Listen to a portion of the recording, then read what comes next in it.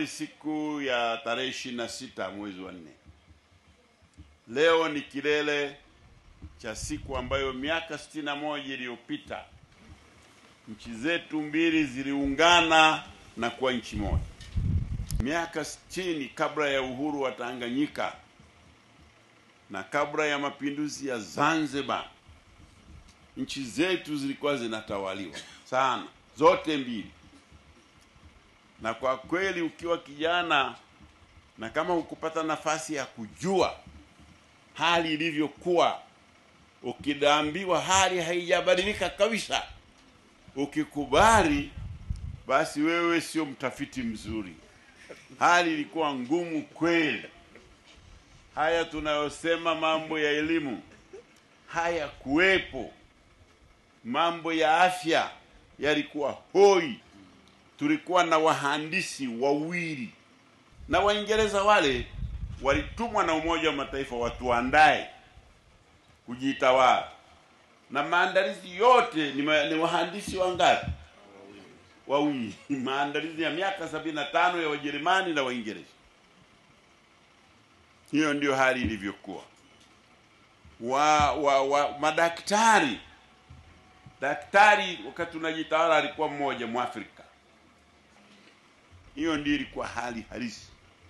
Muijue nchi yenu, msipoijua mtadanganywa sana. Hali ilikuwa hivyo hivyo Zanzibar, hali ilivyokuwa hivyo hivyo Tanganyika. Na hizi nchi zilikuwa moja, ndugu zangu, hakuna cha Zanzibar wala Tanganyika. Watu walioko Zanzibar na walioko kuni wale wale. Ukienda kule Zanzibar kila kabila ya bara ipo. Hata ukitafuta Warangi utawakuta Zanzibar. Utawakuta tu, wapo. Zanzibar ilipopata msukosuko wa kupoteza, maana walidhulumiwa sana Wazanzibari. Walikuwa wanapewa majimbo machache watu wengi, na watu wengi wachache wanapewa majimbo mengi. Hata ukipiga kura wachache ndio wanashinda.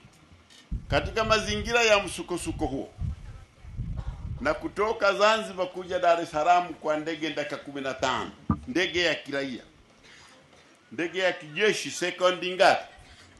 2. Yaani kiruka tu imeshafika Dar es Salaam, kwa ukaribu uliopo kati ya Zanzibar na Dar es Salaam. Kwa hiyo kuwa na nchi mbili kama hazielewani, matatizo ya usalama yalikuwa makubwa sana.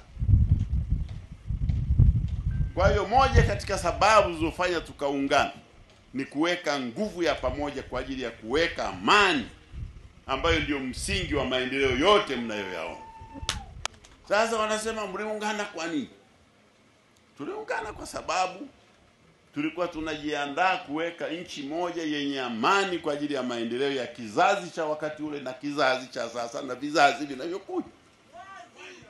Vinginevyo isingeliwezekana.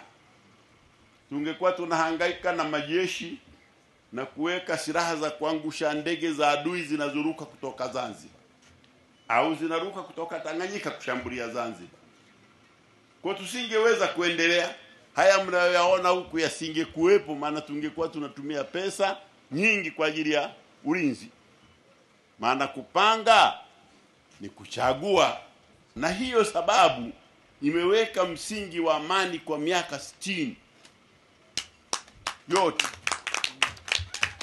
Na nenda Google katika dunia ya Afrika, utafute nchi inayofanana na Tanzania kwa amani na utulivu na kwa umoja.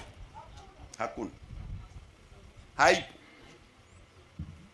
Waacha umoja wa nchi mbili, hata umoja wa Tanzania tu hapa ndani wa Tanganyika.